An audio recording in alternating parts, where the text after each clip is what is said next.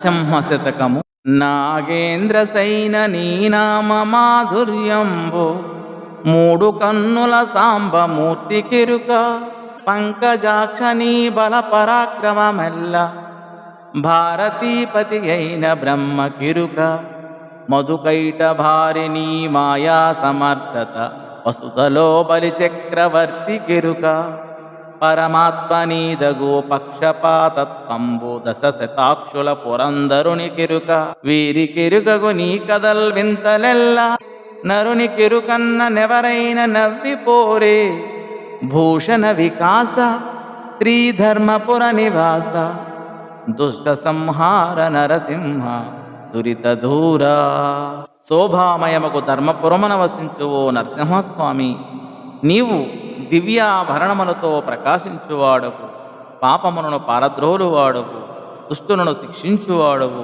తండ్రి నాగేంద్రసైన నీ నామ రుచి త్రినేత్రుడైన సాంబమూర్తికే పద్మలోచన నీ శక్తి సామర్థ్యాలు ఎలాంటివో భాషాపతి అయిన బ్రహ్మకే ఎరుక.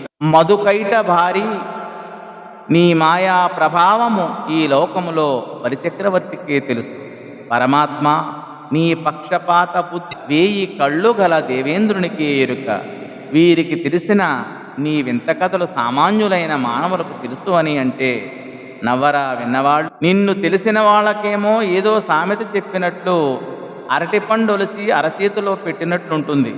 తెలియని వారికి తెలిసేదేమో మరో సామెత అన్నట్లు కొండ త్రవ్వి ఎలుకన పట్టినట్లు ఉంటుంది అని ఈ పద్య భావము. ధన్యవాదములు.